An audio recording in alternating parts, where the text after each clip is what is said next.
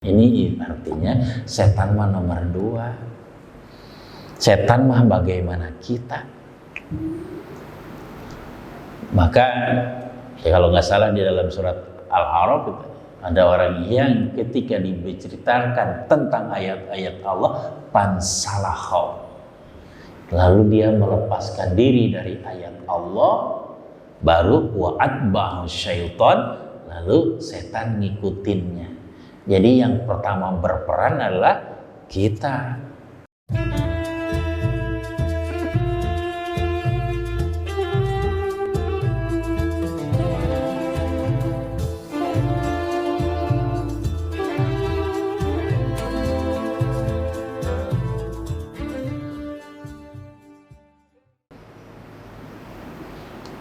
Nah, kita kan ke anak luar biasa.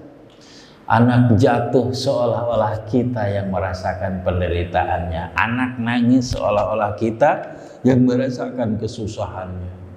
Kita banting tulang semua demi anak. Pokoknya mah kita rela hidup ini menderita demi apa? Demi anak. Tapi nanti suatu hari kiamat nggak bisa menyelamatkan. Orang tua melihat nasib anaknya, yaitu pada hari hisab. Lain ketika nanti sudah dibuka keputusan-keputusan, nanti ada hamba-hamba Allah yang Allah berikan syafaat biiznihi, dengan izinnya. Kepada siapa? Liman irtadha, pada orang-orang yang Allah sukai. Nah, ini untuk menjadi orang yang Allah sukai itu nggak gampang. Gitu, gampang-gampang susah gitu. Gampangnya nggak perlu pakai biaya, duduk di masjid ini Baitur Rahman nggak perlu pakai modal. Cukup pakai sarung doang, duduk ngelamun, sudah. Gampang. Tapi beratnya luar biasa. Itu ngaji 1 jam beratnya luar biasa. Padahal nggak capek. Stres dengerin ngaji baru duduk yang ngantuk. Ini kapan ini jam 5? Itu lihat ya, kapan suruh, kapan isrok, ayo dilihatin gitu. Jam sepertinya kagak muter, kenapa? Pegel. Padahal mah enteng. Gitu, tapi kalau muter patung kuda 20 balik juga enteng. Gitu. Ini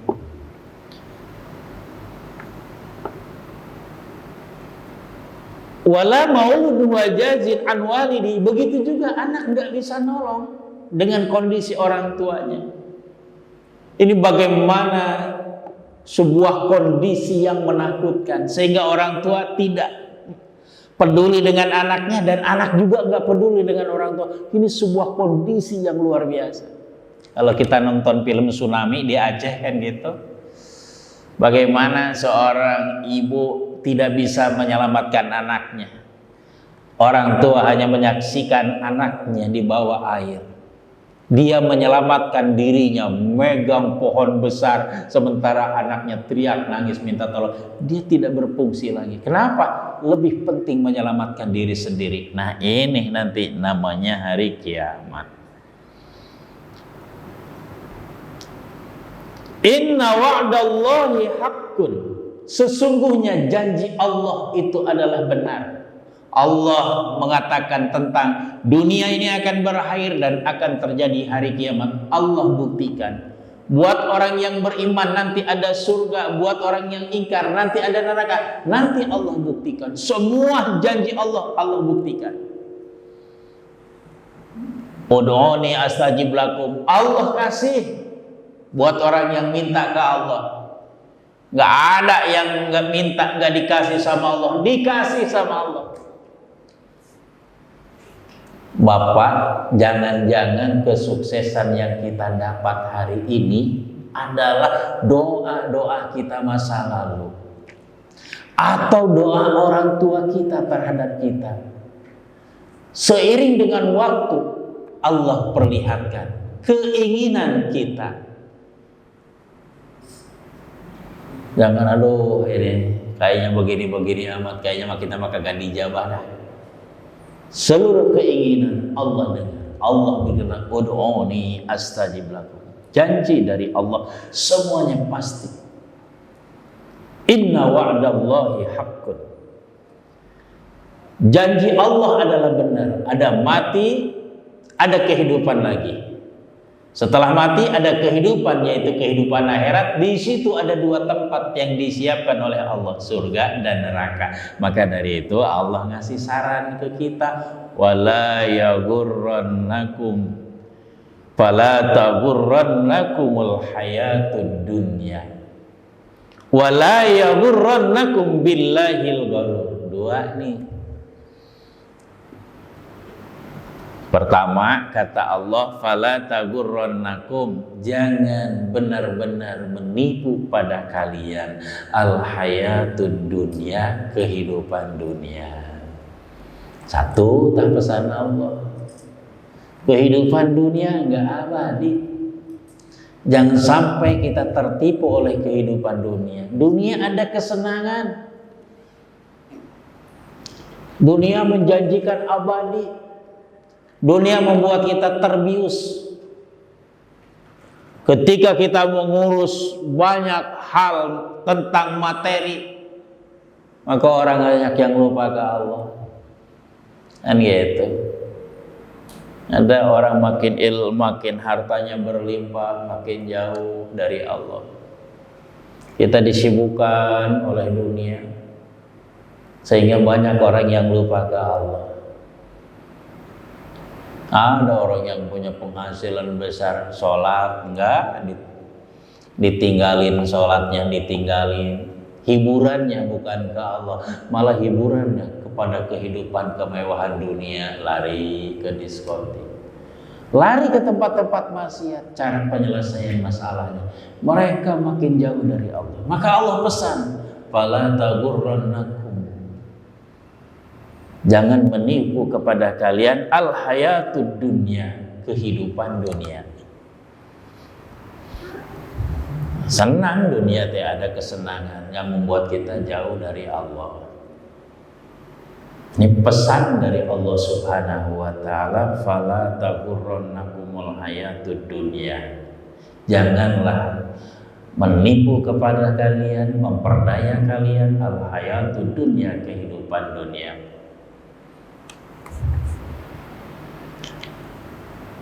Semakin kita mencari dunia, maka banyak manusia yang semakin jauh untuk memperhatikan kehidupan akhirat. Kalau ngejar dunia mah kejar. Habis sholat Jumat kan suruhnya apa sholat itu? Fantasiru fil ardi wabtagu fadlam min rabbikum. Yang bukan nyari dunia. Karena apa? Dunia bagi orang yang beriman bisa menjadi media mengantarkan kita menuju akhirat. Punya banyak materi, ibadahnya juga banyak ibadah besar, sambil nyantai. Orang punya banyak duit, berangkat umroh, nyuruh orang umroh. Dia mah tidur di rumah, orang lain mau umroh, pahalanya sama. Ada pembangunan masjid, dia mau gosok keringat, ngasih duit, besas. Duduk ngopi, pahalanya sama. Banyak ibadah-ibadah besar yang dilakukan oleh orang-orang yang memiliki materi.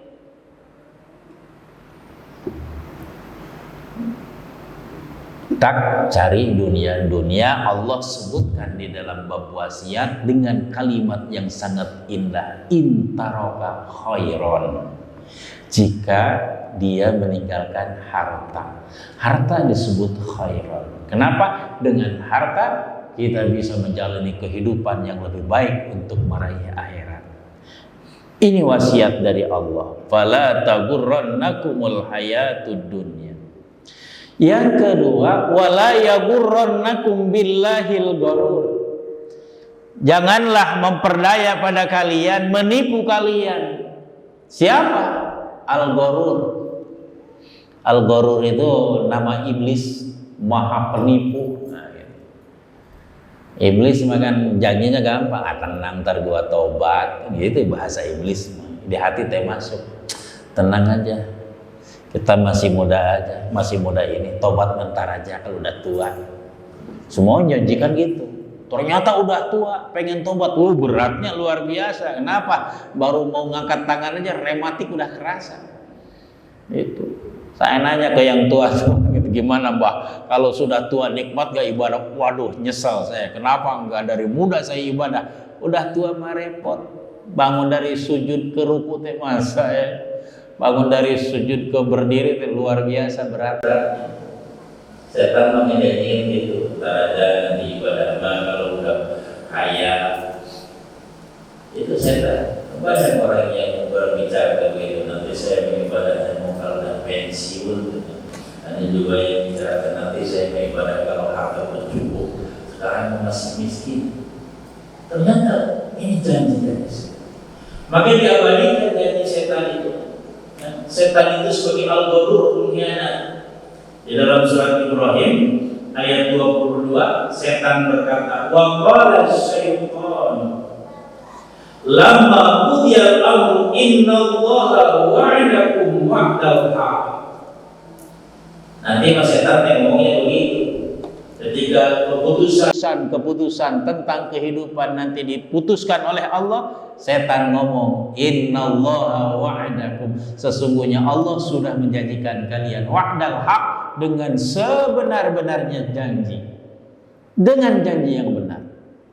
Cerita tentang surga, siapa yang beramal soleh maka dia akan masuk surga pasti. Siapa yang melakukan maksiat dia akan masuk neraka. Terus setan juga ngomong, wa wa'adtukum fa akhlaftukum, aku juga janji sama kalian, fa akhlaftukum, lalu aku ingkar sama kalian. Bedanya begitu Allah sama setan. Kalau Allah mah innallaha la yukhliful mi'ad, gak bisa ingkar terhadap janji. Tapi kalau iblis, setan, dia janji tapi ingkar. Setan ngomongnya teh enak we, nanti mah di akhirat nanti kata setan teh, wa maka nali alaikum min sultan illa an da'utukum fastajabtum li, maka kami gak bisa nolong kalian, kata setan. Kami mah dulu hanya ngajak aja. Ya kita ke sana, ke diskotik. Oh, gua lagi cekak nih. Udah ntar tenang, gua traktir, gua bayarin, kan gitu kalau setan teh. Kata setan, fala talumuni, janganlah kalian mencelaku, lumu anfusakum, tapi celaklah diri kalian. Jadi kita nanti nggak bisa lagi nyari gara-gara setan ini. Dan setan ada dua jenis, setan dari kalangan manusia dan setan ada dari kalangan jin. Jadi kita nggak bisa nyalahin. Udah tahu bahwa setan itu lakum aduwwum mubin, musuh. Nah. Maka Allah pesan, wala yaghurrannakum billahil gharur. Maka janganlah menipu, memperdaya kepada kalian untuk beribadah kepada Allah. Siapa? Al-gharur, yang maha penipu, yang maha menyesatkan. Siapa? Setan. Ini pertama Allah sebutkan bahayanya fitnah, bahayanya dunia. Yang kedua bahayanya setan. Bahaya disebut pertama bahaya itu adalah dunia, yang kedua setan. Ini artinya setan mah nomor dua. Setan mah bagaimana kita. Maka ya kalau nggak salah di dalam surat Al-A'raf itu ada orang yang ketika diceritakan tentang ayat-ayat Allah pansalakho, lalu dia melepaskan diri dari ayat Allah, baru wa'atba'ahu syaitan, lalu setan ngikutinnya. Jadi yang pertama berperan adalah kita. Ini subuh ngaji, ini subuh ini ngaji atau pulang, ngaji atau pulang. Setan masih melongo nih begini di sono kali di depan pintu. Yaitu, tunggu balik lah. Langsung setan mendukung, mensupport setan. Udah mendingan pulang aja, enakan juga ngopi. Tapi ketika kita tadi mau pulang atau ngaji, kita ngaji. Nah, kata setan teh, buset ini orang. Udah tadi punya pahala sholat subuh, sekarang punya pahala ngaji lagi. Setan kalah. Jadi setan mah tergantung kita. Jangan suka nyalahin bentar-bentar setan. Ya Allah, Ustaz saya pengen tahajud sebetulnya mah. Tapi setan godaannya gede banget. Dasar setan. Padahal setan lagi ongkang-ongkang kaki di bawah pohon kali gitu kan. Tapi ketika kita bangun, setan nyerah. Maka tipu daya setan lemah. Disebutkan sama Allah. Tipu daya setan lemah. Tipu daya wanita besar, inna kaidahunna azim. Setan udah mengajak mabok, mabok yuk. Gua cekak, gua nggak mau gua udah tobat. Tuh, gampang. Setan mah bisikan-bisikan gitu. Tapi kalau wanita, kalau cewek udah nyengir, banyak orang goyah gara-gara cewek nyengir. Inna kaidahunna azim, digambarkan besar. Gitu, runtuh sama wanita. Itu saya digoda, minum, kasih bir whisky, saya langsung tegas buat tonjok. Gampang. Tapi ini khawatir gitu. Kalau ada perempuan nyengir lembut, nah ini kagak bisa ngambek. Saya juga gitu. Besar, inna kaidahunna matin. Inna kaidi matin. Kalau Allah bilang balasan tipu daya dari Allah matin, pasti kokoh, tidak akan pernah goyah. Ketika orang berkhianat, Allah akan balas pengkhianatannya, pasti. Maka Allah menyebutkannya. Kalau untuk setan mah doib. Jadi jangan suka nyalahin setan. Pengen ke masjid, tapi masya Allah setan godaannya luar biasa. Itu. Jadi nyalahin setan mah enteng. Ada juga bapak-bapak teh yang ngomong begitu, Ustaz, masya Allah, saya mah apa aja bisa saya tolak. Tapi ini kalau cewek itu godaannya ini Ustaz, yang berat itu godaan cewek. Saya bilang, ini yang ngegoda cewek atau ente? Yaitu wajah model begini masa digoda cewek. Kita paling yang ngejar-ngejar gitu. Nah ini bahaya. Entar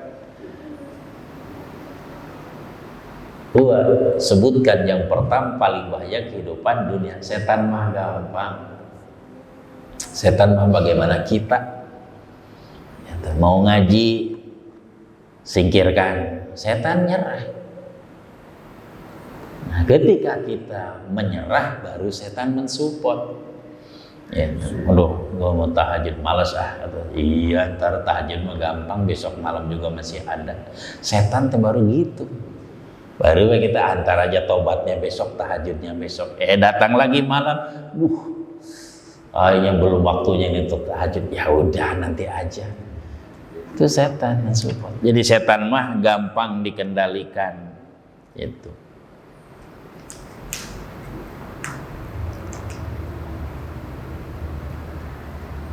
Insya Allah ayat besok akan dijelaskan ayat 34 tentang hari kiamat dan tentang rahasia kematian.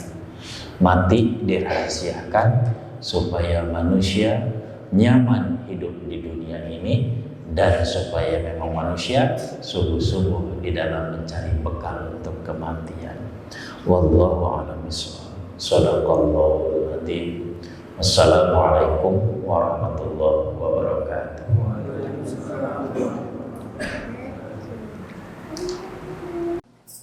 Allahumma arhamna